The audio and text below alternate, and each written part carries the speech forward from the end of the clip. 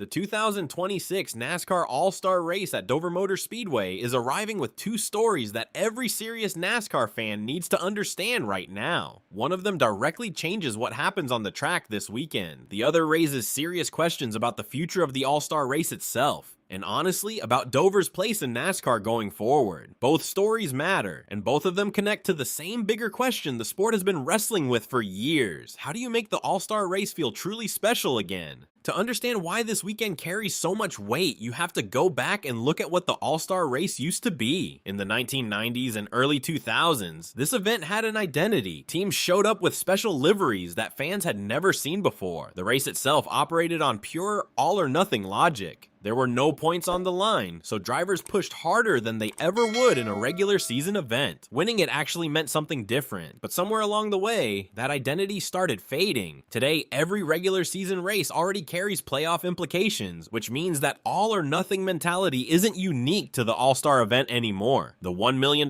prize, while still significant, doesn't generate the same excitement it once did. Fans on Reddit have already started comparing the event to the NFL Pro Bowl, a contest that exists on the calendar but doesn't really demand anyone's full attention. That is the situation NASCAR walked into this weekend at Dover, and the pressure to deliver something memorable has never been higher. Dover either revives the All-Star Race this weekend or it accelerates its decline. Goodyear is bringing an entirely new tire combination to Dover specifically for the 2026 All-Star Race, and this is not a minor adjustment. The left side tire is the same one that debuted at Bristol Motor Speedway in April 2026. The right side tire is the same setup that ran during Dover's 400-miler last July. Together, they form a package that has never been used in combination at this track before, in this race format under these conditions. Goodyear NASCAR product manager Rick Heinrich explained the reasoning directly. Teams will be able to combine their data from Bristol in April with their running from Dover last season to optimize their setups ahead of this weekend. We are bringing a tire setup specifically designed to withstand the track's high speeds and heavy loads, while also helping lay rubber on its concrete surface, particularly given how smooth it is.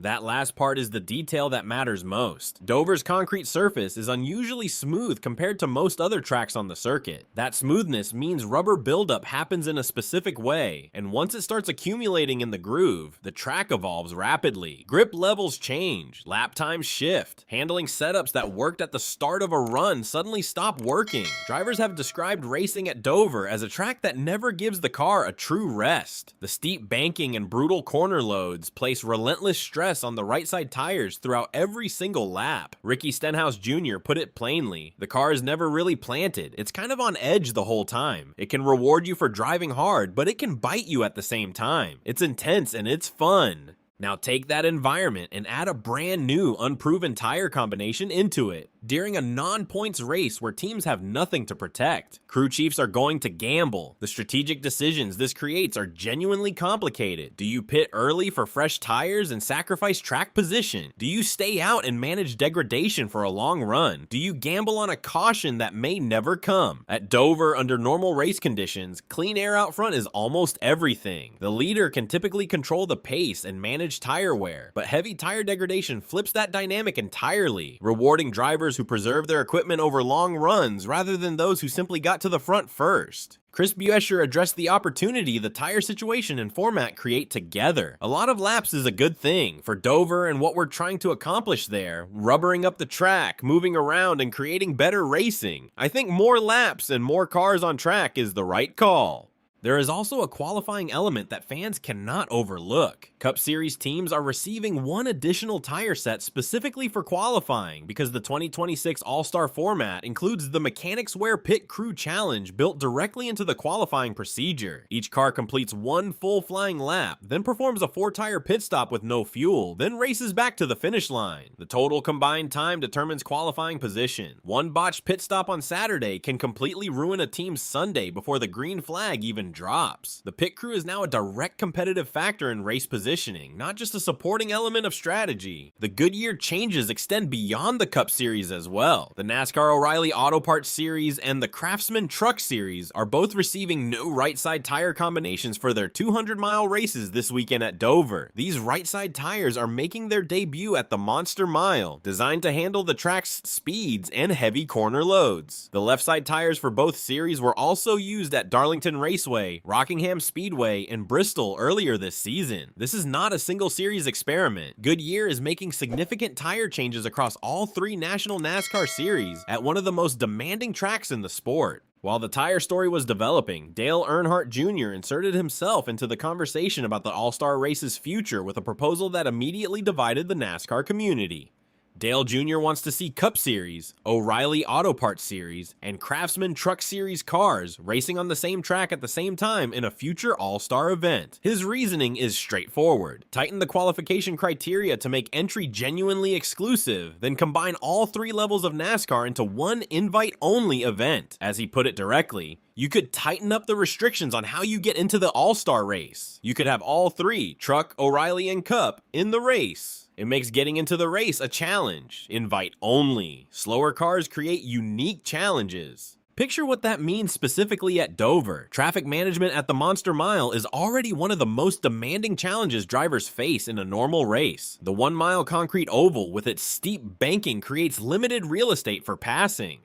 Now add Truck Series and O'Reilly cars running at different speeds through the same corners, with Cup drivers trying to navigate around them, and every single one of those drivers is racing aggressively for money and pride with no championship points at stake. Nobody is going to back down. The track's narrow, preferred groove makes multi-class racing exponentially more complicated and unpredictable at this venue specifically. The deeper idea behind Dale Jr.'s proposal is not really about chaos for its own sake. He is identifying the same core problem that fans have been pointing to for years. The All-Star Race no longer feels exclusive or genuinely special, when every driver on the grid is already in the race simply by virtue of competing in the Cup Series. The event loses the prestige that once made it feel different, making qualification harder and making the field itself unlike anything fans have ever seen in NASCAR would restore that sense of occasion. NASCAR is not implementing this idea in 2026. The confirmed format moves forward as announced, but the fact that this conversation is happening openly and that Dale Jr. is pushing it publicly signals something real about where the sport's thinking is right now. The confirmed 2026 All-Star Race format runs 350 total laps across 3 segments. Segment 1 is a 75-lap sprint with the full field grid set by qualifying. Segment 2 inverts the top 26 finishers from Segment 1 for another 75-lap dash. Segment 3 is a final 200-lap run with only 26 drivers, determined by combined finishes from the first 2 segments, plus 2025 and 2026 race winners, former Cup champions running full-time, and the fan vote winner.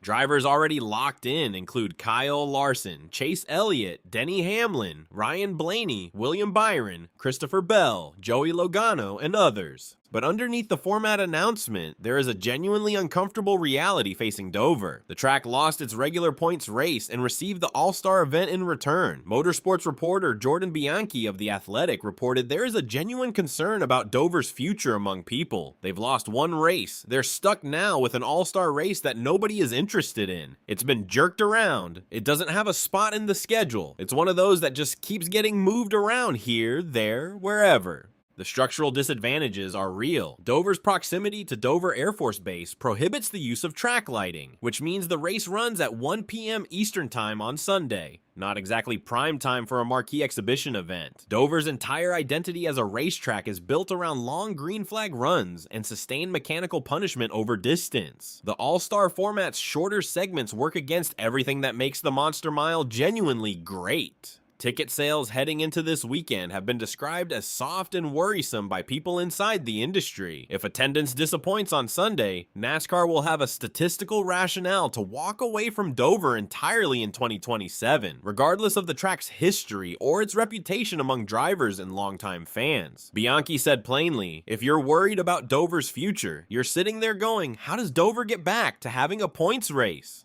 That question has no easy answer right now. What is clear is that this weekend at Dover carries consequences that extend well beyond a $1 million All-Star prize. The new Goodyear tires introduce genuine unpredictability into a race format already designed to produce chaos. Dale Jr.'s multiclass proposal has started a conversation about innovation that the sport clearly needs to have, and Dover itself is racing for its own survival in the NASCAR schedule. 3 massive storylines, 1 weekend, the Monster Mile.